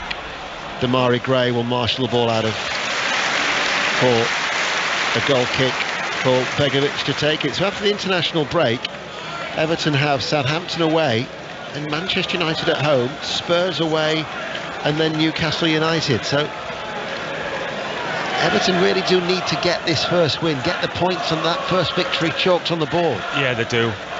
No question about it. I mean, if you look at all fixtures, but they are difficult fixtures. But this one is the one they need to win, really. They're the foot of the table on at the minute. 17th position, I think they are. Yeah. 9 points fewer than at the same stage last season, and it was of course with the final game here at Goodison Park on that epic night that they beat Crystal Palace, as Antonio is down and going to get treatment, that they retain their Premier League status. So this as a result is their 69th successive season in the top flight, but they were only 5 points clear of relegation last year, so already they're 9 points fewer than at the same stage. It could be another season of struggle for them. I think it will be. I think when Calvert-Lewin gets fit, it'll be a massive plus for them. Then you look at the spine of the team: Tarkowski, Cody, Idrissa Gueye, and Calvert-Lewin. It's a very strong spine. Here is Gay, play back underway. Mopé wondered whether Calvert-Lewin might have been in the matchday squad today. He's close to a return, but he wasn't named amongst the substitutes after that knee injury as Iwobi in towards Mopé. Brilliant by Mopé. What a sharp turn that was by Neil Mopé. Got it out from underneath his feet very, very quickly. Right-footed.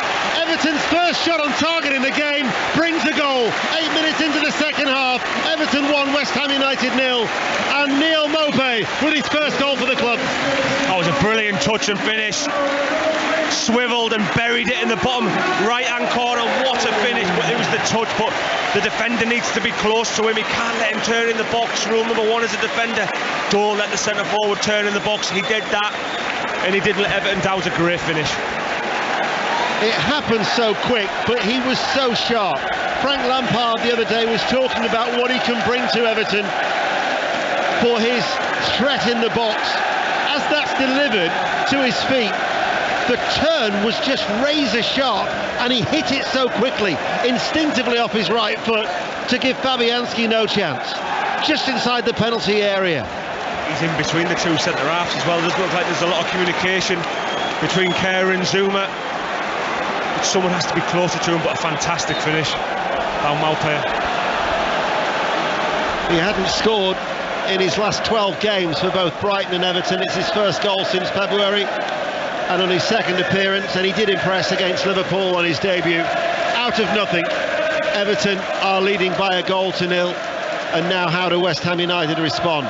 Here is Souček to Bowen on this right-hand side, on the inside of Tarkowski with the cross. Antonio's header straight at Begovic. Well, all of a sudden we've got opportunities at either end. Everton have taken theirs, Antonio unable to take his, and the game has sparked into life now here at Goodison Park. Everton leading by a goal to 0. Paquetá to Antonio, bounces away from Cody, out towards Fornals. Fornals enters the penalty area, blocked and held up by Idrissa Gana Gueye, as we will get news of Worcester-Exeter with Sarah Orchard. It's Worcester 0, Exeter 12, and it's Exeter have got 2 tries now. The second scored by Capstick. It was down in the corner, and once again it is Worcester back to 15 but struggling. It's Worcester 0, Exeter 12.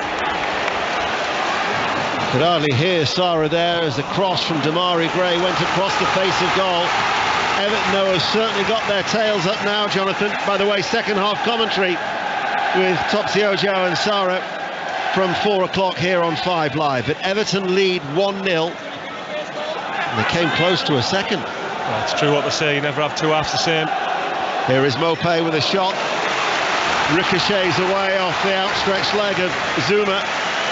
And David Moyes is making a change. There is activity down below.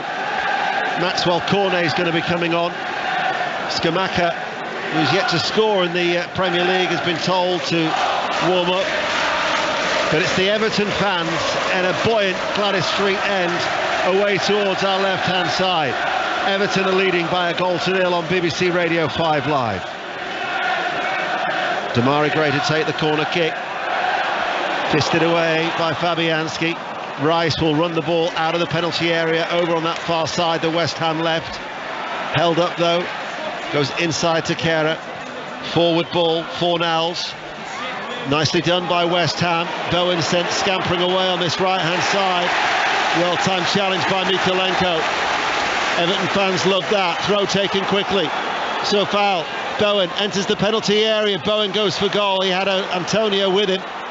And now it's with Damari Gray, and Mikalenko can clear the ball away, and it is going to be a double change. So Cornet and Benrahma are the 2 who are going to be coming on for West Ham United. Everton lead. It would take them 3 points clear of West Ham, who occupy the last berth of the relegation places. Nottingham Forest and Leicester beneath David Moyes' side. Rice out towards Cresswell, running forward deep inside the Everton half, left-hand side. Gordon closes it down, and out of play it goes for a throw, and Gordon and Patterson exchanging words. The 2 teammates as West Ham United have a corner kick looking for an equaliser, far side the left. Everton have every blue shirt back in their own penalty area. Fornals to take it, headed out at the near post by Onana. Player has gone down, that's Tarkowski inside the penalty box, inside the 6-yard area. West Ham go all the way back to Fabianski, and play can't continue. Michael Oliver has stopped play, and here comes the change. Amazing how a goal can transform a team and also the atmosphere in a ground. Transforms the stadium. Well, it was a great taking finish. But that's how you see Goodison when you get the crowd on the edge of the feet. That is exactly what they like. They bring the game alive. They do. Tarkowski looks like he's struggling there. No physio on yet. Not so sure what they're doing. Well, only 3 times in their history have Everton ever gone 7 without a win at the start of the season. Under Tom McIntosh in 26-27, Ian Buchan in 56-57, and more recently Mike Walker in 94-95. When in fact that season they actually gained their first win at the 13th attempt through the late Gary Ablett in a 1-0 win, incidentally, against West Ham United. So it might well be that West Ham once more are Everton's lucky omen as they lead by that slender margin. Again, just sensing danger. He's brilliant at it. Right place at the right time. Still West Ham wait to make the double change. Mykolenko, forward ball. Iwobi looks up. He's got 2 coming onto this in the penalty area. It bypasses Onana. Late flag as Gordon touches the ball. It'll be a West Ham free kick. That wasn't offside, by the way. That wasn't offside. We're bang in line with that. There was no way he was offside. No. Creswell playing him on. Yeah. Are they going to make the change now? No, they're not. The free kick is taken. They've been waiting very, very patiently. Kevin Nolan just giving final instructions down below to Benrahma and Cornet.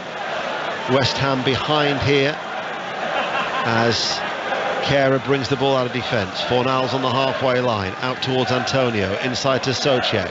Souček drifting back out towards the left. Antonio's continued his run, and it's now at the feet of Antonio, and Antonio cuts it back. Here is Bowen inside the penalty area. Bowen shot low, blocked, comes back to Souček. He goes down inside the area. Everton clear. Could be a break on for Everton. Certainly the game has improved in this second half. Everton lead 1-0, but Onana didn't really have many options as he slows it down to Gordon, and Gordon passes the ball back.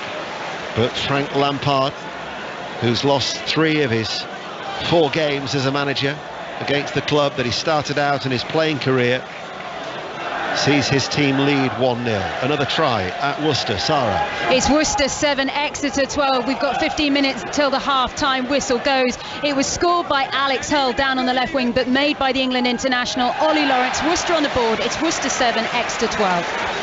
After the second half commentary of Worcester and the WSL game, Liverpool-Chelsea, which will have live coverage from 5 o'clock, there will be 6:06 with Chris Sutton and Robbie Savage from 7 till 8 as the changes are being made now, and it's Paquetá who's come off, and also Fornals. So Cornet comes on for Fornals and Benrahma for Paquetá. That's the double change that has been made by David Moyes with 61 minutes played, as West Ham United look to try and salvage something from this game here at Goodison.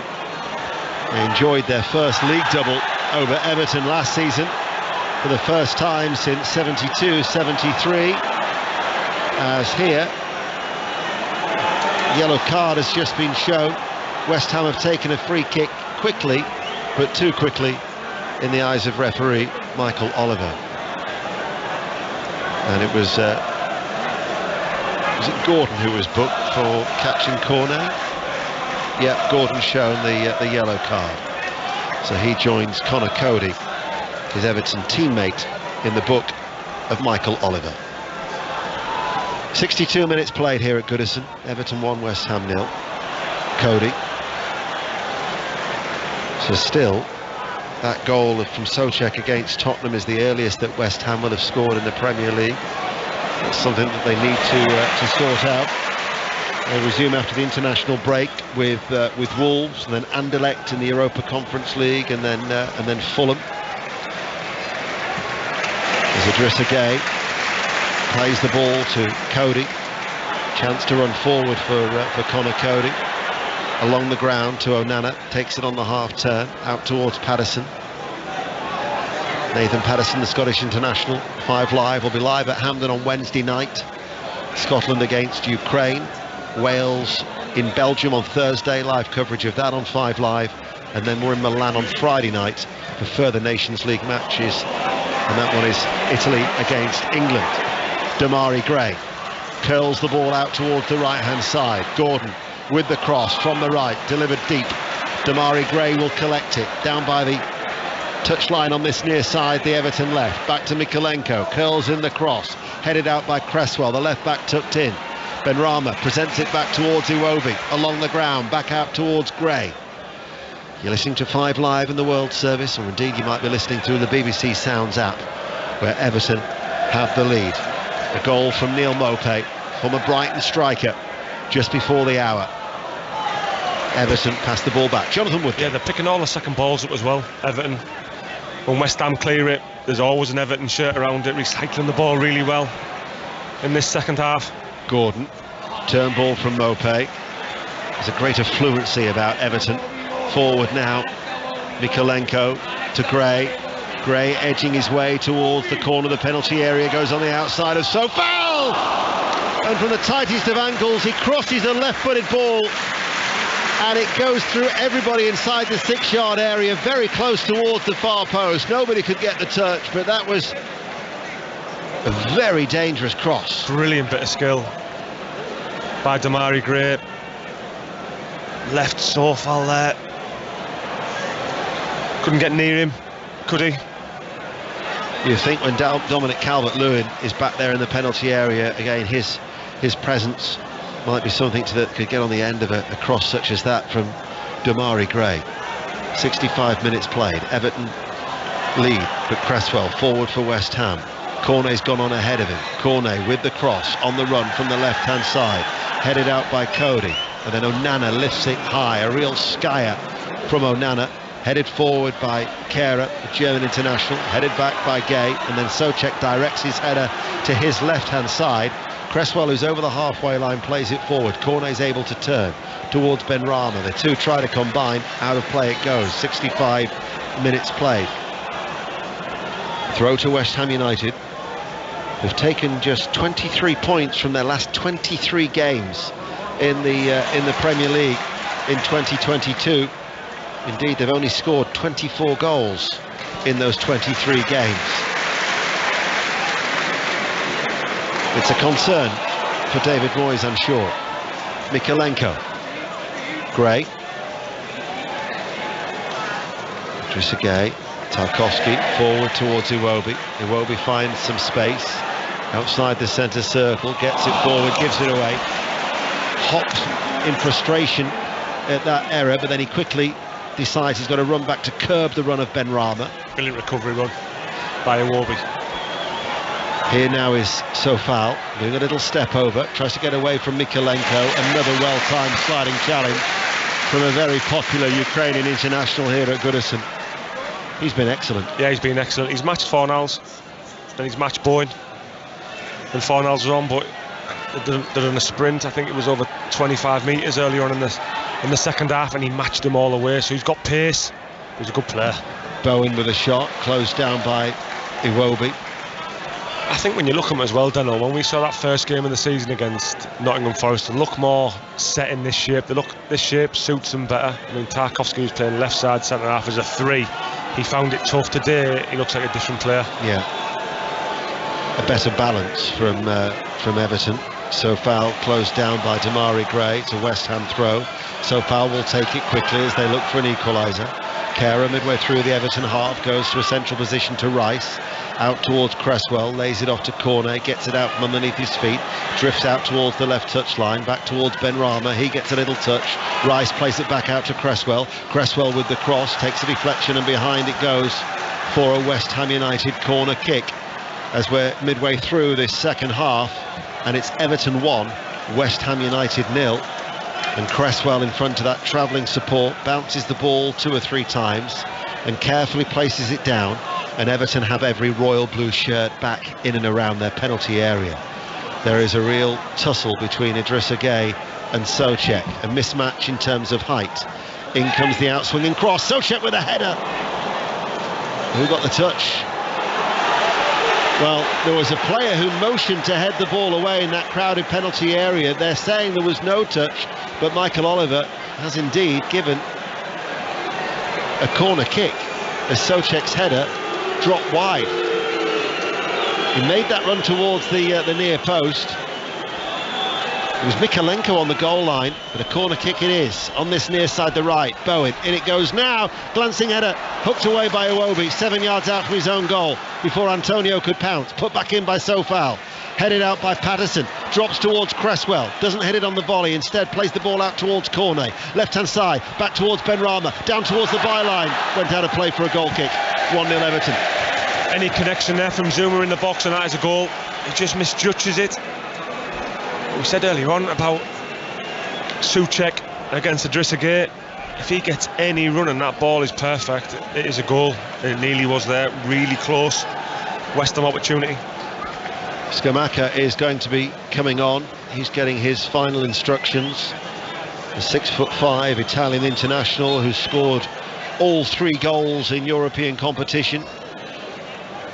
Gets a pat on the back there from Kevin Nolan. So he will be coming on as David Moyes looks to try and get something from this game. His record against his former club, 11 games in the Premier League with either Manchester United, West Ham or indeed Sunderland. Won 4, drawn 1 and lost 6 against Everton, where he really did do well, particularly his last 7 years at Everton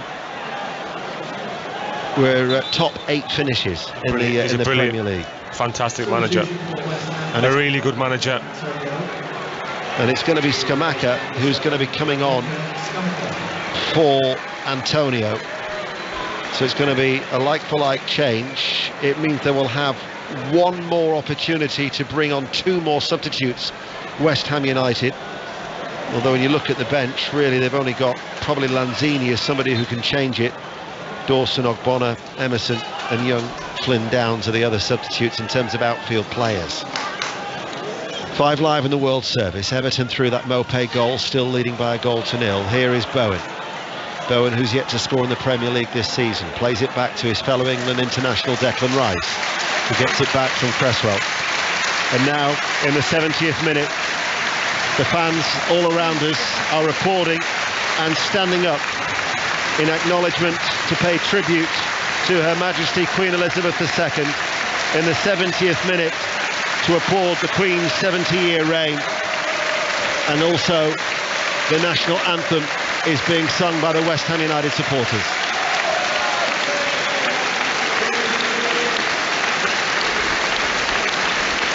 Play continues, corner kick for West Ham. Begovic got something on that, cleared away by Iwobi.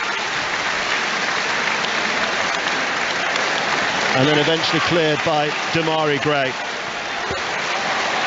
And just as a reminder of tomorrow's coverage on 5 Live, the procession of the coffin of Queen Elizabeth II to Westminster Abbey from 9 o'clock in the morning on BBC Radio 5 Live.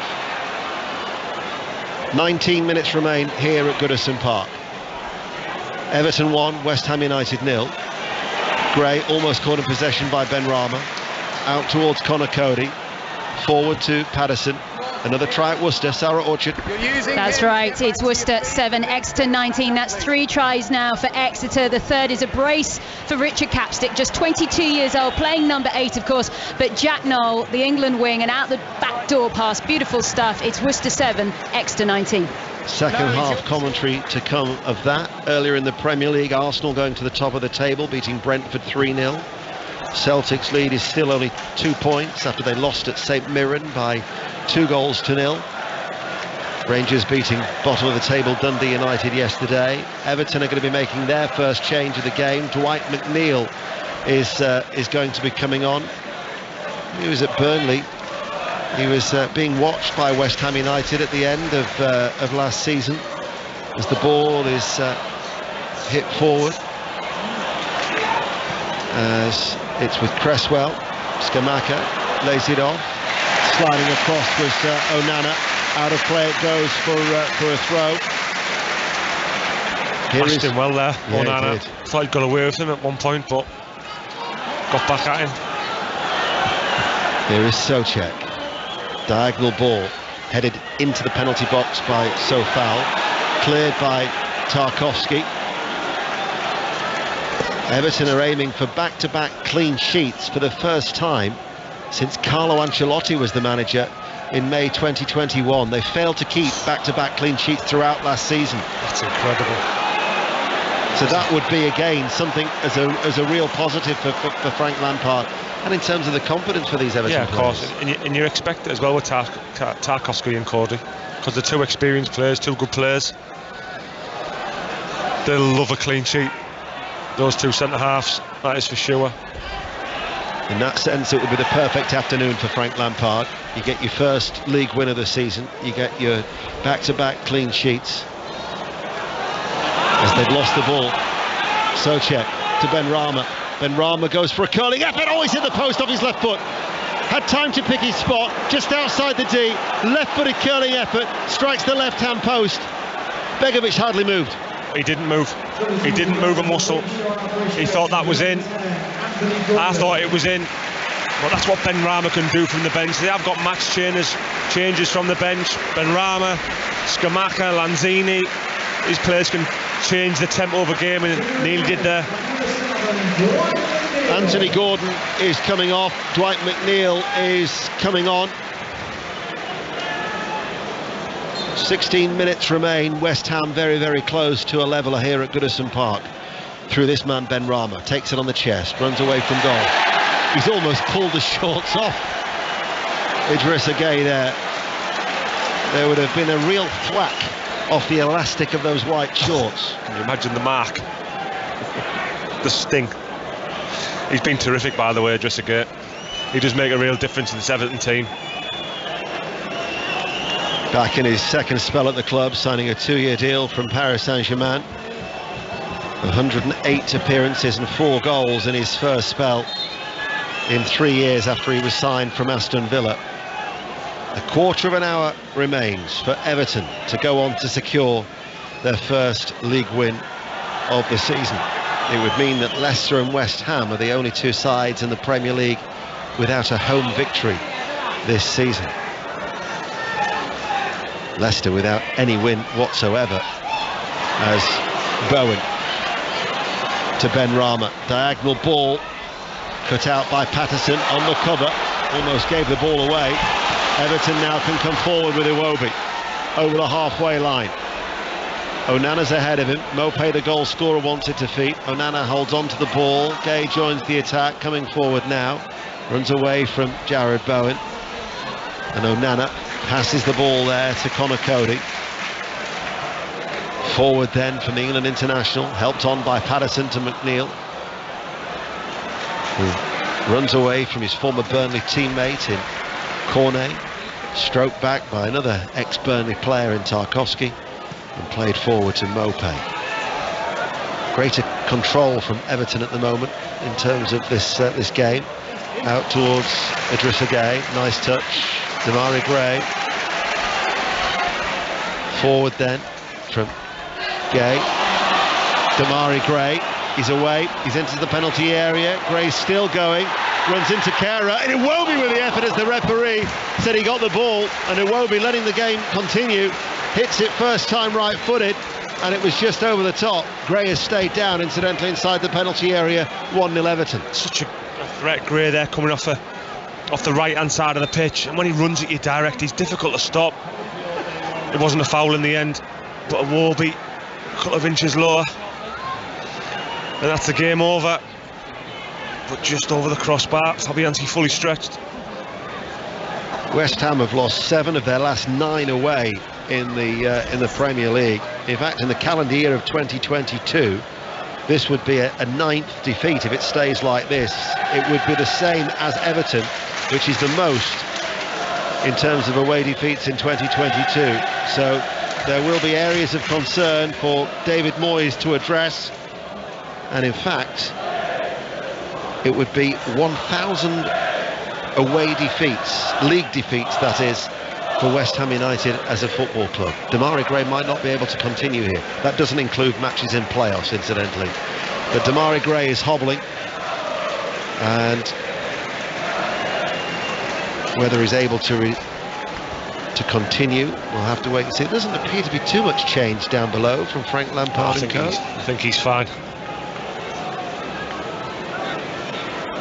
But when he runs at full speed, it's difficult to stop.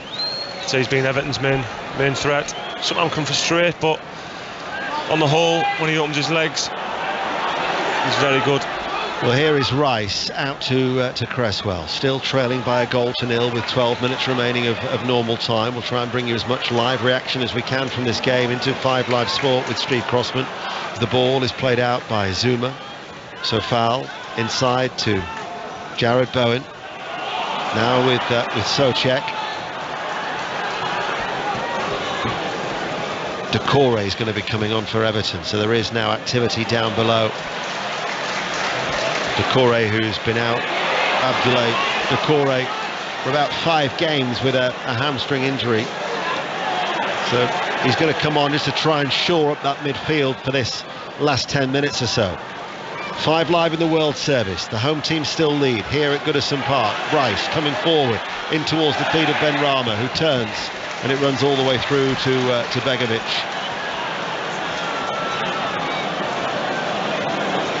As an attacking sense, West Ham not done enough.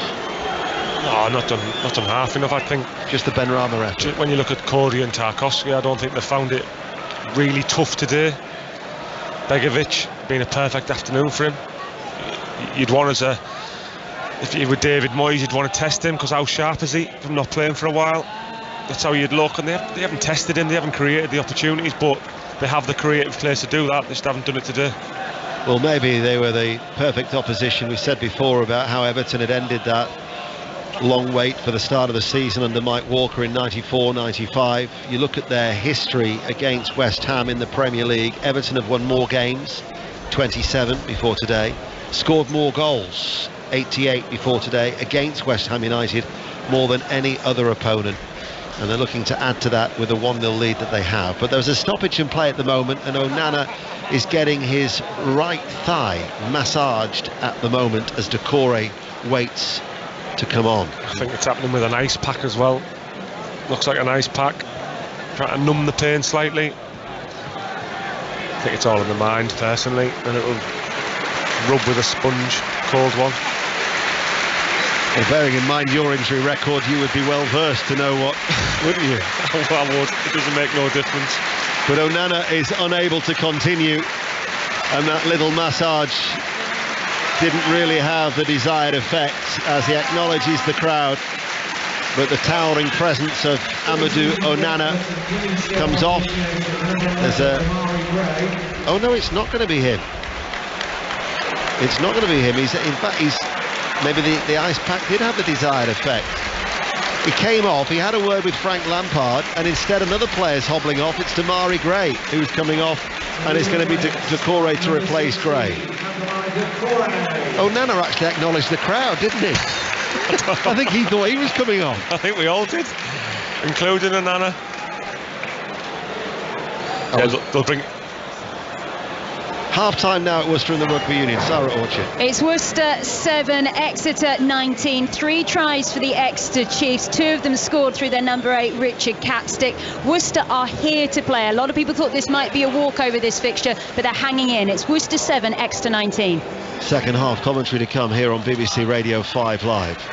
Everton then with 8 minutes of normal time remaining. That change that has been made with Decore coming on, the second permitted substitution slot for Everton.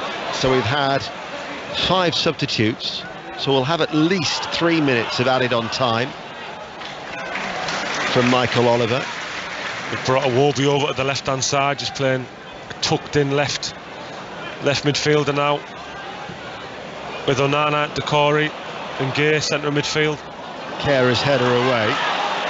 Picked up by Rice for West Ham. Doucouré trying to get back at him, but he runs in front of Doucouré, does Declan Rice, carries the ball and then releases it to Cornet. Far side the left in front of the West Ham support. Cornet turns back towards Rice, 10 yards in from the touchline. Rather flat ball, takes a deflection. Scamacca can't bring it under control. Out for a goal kick. The deflection didn't help him, did it? Just took it out of his flight path, and he was always struggling to adjust. Goal kick. A lot of spin on it as well. You just see it there. It'd have been a difficult one to take. Only players like Haaland can take those efforts. Your former teammate Alfie will be buzzing about his son Erling, won't he? You can imagine, can't you? You can imagine. I was looking at your record here at Goodison Park, incidentally. You only had one win here, and it wasn't for Leeds, wasn't for Newcastle, wasn't for Middlesbrough, wasn't for Tottenham. Stoke. It was for Stoke. Robert Hoof. Played right back as well. December 2011, when you won by a 0-0. Here is Cornet. Cornet enters the penalty area, shoots low, and Begovic dropping to his knees, turns it behind. That angled drive behind for a corner kick, as West Ham United come close again to an equaliser. Good save by Begovic. The pace of Cornet there, gone behind Patterson. Yeah, good save. Asmi's been very good. The balls that he's taken out the air, the crosses that's come in, he's been really commanding. Everton 1, West Ham 0. West Ham corner kick, far side the left. Dreadful corner. It was hooked low into the side netting, no elevation whatsoever from Benrahma, and the ironic cheers will tell you all about that effort and probably leave David Moyes wondering, what was that? Scratching your head. Down on the touchline when you need a goal, and he puts a corner in like that. He's trying at the 6-yard box and go and attack it. That's what you want. Could be a significant afternoon in Everton's season, as Sofal clearly pulling Iwobi to the ground. On the blind side of the referee, Michael Oliver was unsighted. It was a clear foul. You could understand the supporters' frustration at Goodison. Back it goes to Fabianski. Fabianski digs it out long. Scamacca directs his header underneath Benrahma. Stepping forward there is Patterson. Really like the look of this Scottish international. I was going to say the same as you. He's done well, hasn't he? Okay, a few casual balls, but good. He's stuck to his task, defended well. Mopé, a willing runner, chasing after that lost cause, putting pressure under Sofal. Sofal and Zuma get the ball away up towards Bowen. As a line of stewards now in their luminous jackets make their way in front of the Gladys Street end, away towards our left-hand side on this overcast afternoon, with the Union flag at half-mast still flying gently here at Goodison Park. Everton with a slender lead, 5 minutes remaining.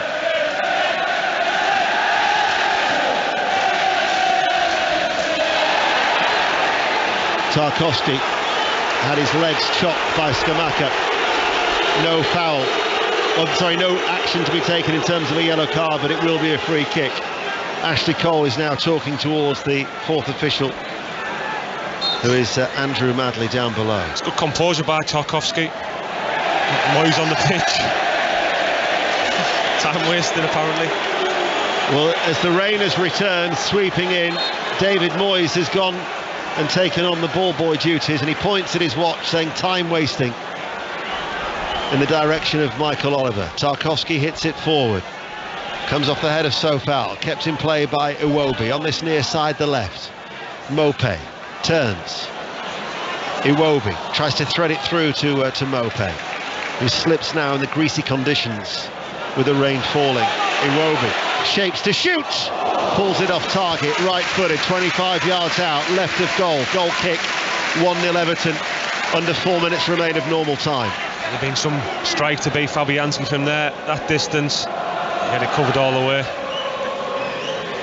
Well, after a drab first half, as a spectacle, it's got better in the second period. I'd say Everton have got better. I think Everton have been decent enough to win the game. Second half, West Ham haven't created anything really, maybe a couple of chances, but hardly anything. Rondon is going to be coming on for Everton. The little flick on. Cornet's in the penalty area. Cornet's away from the goalkeeper, and Cornet can't slide it in. The angle was extremely tight. Do you know who's unbelievable there? Patterson. What a bit of defending. How he gets back there to put Corney off. It's a brilliant tucks in. Oh, what a touch. Does so well, Patterson. An outstanding piece of defending. Just wraps his leg around Corney when he's almost behind Corney, isn't he? Corney's just about was side-footed in the goal, Deno, isn't he? And Patterson comes from nowhere. Brilliant bit of defending. He's only turns 21 next month. Limited appearances last season due to an ankle injury, but a promising right back. Starred in Rangers' title success in 2021. Nathan Patterson is certainly an excellent prospect for the future. He'll only get better. He's been superb today for Everton. It's been good. You can guarantee if it stays like this, he'll be getting a cuddle off Tarkowski and Cody for that tackle. It was a definite goal in my view. The third and final change is coming on, and it's going to be Salomon Rondon who is coming on to replace Neal Maupay, the goal scorer and the potential match winner. So Rondon, who turned 33 on Friday, on for the closing stages here at Goodison Park, and we've got 90 seconds remaining of normal time. Onana laid off to McNeil, left side of the penalty area, down towards the byline he goes, surrounded by three claret shirts. Clearance from Bowen, goes straight towards Iwobi. Everton get a throw, level with the West Ham penalty area. Frank Lampard pacing that technical area. He talked in the week about not necessarily being concerned because he was happy with the level of performance. Well, in this second half, an improved performance and a goal may well yield their first 3 points of this Premier League season at the 7th time of asking against their former manager David Moyes. Iwobi, Mykolenko down in a congested area of the field by the corner flag. Free kick goes for a foul on Bowen against the home side. All eyes now on the fourth official, but predicted that there was going to be at least three. We'll just wait for Andrew Madley to come forward. Fabianski waits to take this free kick. And frustration from the home support is that it's not in the exact position from where it was committed. Here comes the electronic board. It is 5 minutes. 5 minutes of added on time, which we're now into.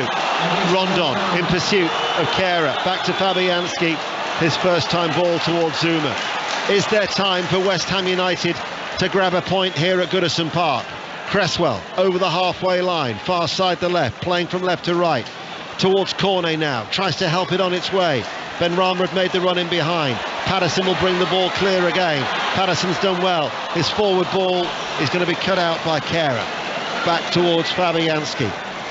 You can feel the apprehension.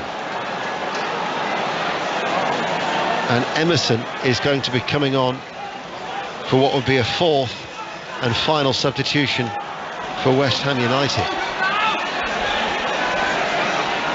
Rice to Kehrer. Cornet on that far side to left, back into to Rice. In stoppage time here at Goodison Park on 5 Live. Cornet down by the corner flag. Decore, Patterson, triangular passing movement with Idrissa Gueye, get the ball away. Very composed at the back by Everton. Patterson and Decore and Idrissa Gueye once more working that triangular formation, and they get it up towards Rondon. And now it's Decore breaking through from midfield, and he's got options either side of him. And he tried to get in Onana, took a deflection into the path of Fabianski, the West Ham goalkeeper. Final pass let him down, but it was a brilliant move. Great passing triangle, like you said, but dictated by Idrissa Gueye. And a lovely ball into Rondon. Took it down. It was just a final pass. He'd have been in on goal. Rice sweeps it long and forward. Mykolenko heads it away. Here is Bowen. Bowen goes for an effort. Oh, and it was dipping. And it needed a swish of the arm of Begovic. It was an attempted cross, really, but it turned out more of a shot. And Begovic couldn't afford to take the chances, and he swiveled in the air and brushed it behind. That's going in. That's just going to dip in. It was a cross-come shot, but as we experienced, very good save. So Cornet's gone close. They've hit the post through Benrahma, and Begovic making a save. In comes the corner kick. Hasn't been dealt with. Headed out by Tarkowski. Crowded 6-yard area. Played back. Lifted back in. And it goes all the way through to Begovic, who in true Jordan Pickford style dives on the ball forward despite being under no pressure whatsoever. And 2.5 minutes into the allotted 5. And there's an Everton player down, and not surprised to know it's Idrissa Gueye. For me, he's been Everton's standout player in this game. He's going to do so much for them this season. Positional play, senses danger. We've gone through it earlier. Very rarely gives the ball away. Everton are close to securing their first league win of the season. Onana to McNeil on this near side, up against Sofal, pushes the ball on the outside, takes a run on the inside. Sofal holds him off, prevents the ball from going out of play, and then he catches Sofal late, and referee Michael Oliver is going to have to take action here. Yellow card shown to Dwight McNeil, free kick to West Ham United, and we have 90 seconds remaining. If West Ham are winning there, you can guarantee Sofal they'll stay down, but they're not winning, so he's up straight up. The roar inside Goodison Park will be deafening if Everton can hold on. As Scamacca jumps into Gueye. Scamacca didn't really... No wonder the Everton players have reacted angrily here to Scamacca. Tarkowski, Cody seemed to take more of the man Idrissa Gueye than the actual ball there, the Italian. Yeah, I think he did, but did you see how high Idrissa Gueye jumped? Considering Scamacca's what, 6'6", or Idrissa Gueye what, 5'6", and he beats him in the air. He beats him in the air just by sheer determination and a will to head that ball for his team. This famous old ground, the new stadium at Bramley-Moore Dock, will struggle to replicate this raucous atmosphere. When the Everton supporters back their team, boy do you know about it. And inside the last 60 seconds of added on time, play yet to resume. They will back their team to the absolute hilt. Frank Lampard looking for liftoff.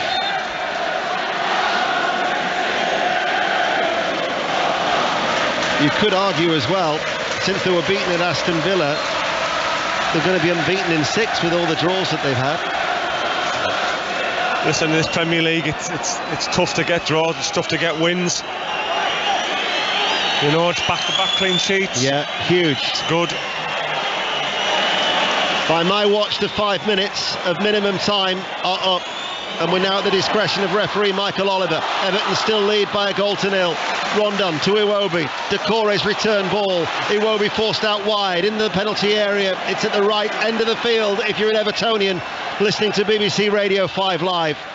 As the ball goes out of play, and it'll be a West Ham throw that they want to take quickly. They have had chances in the second half. The closest with Benrahma hitting the post. But the roar, no, not quite it just yet. False alarm.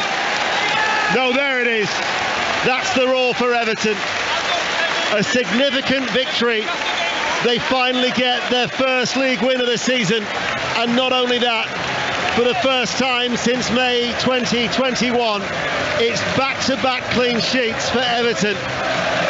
Huge, huge afternoon as West Ham United remain in the bottom 3. Neil Maupay's goal the difference. Everton 1, West Ham United 0. Jonathan.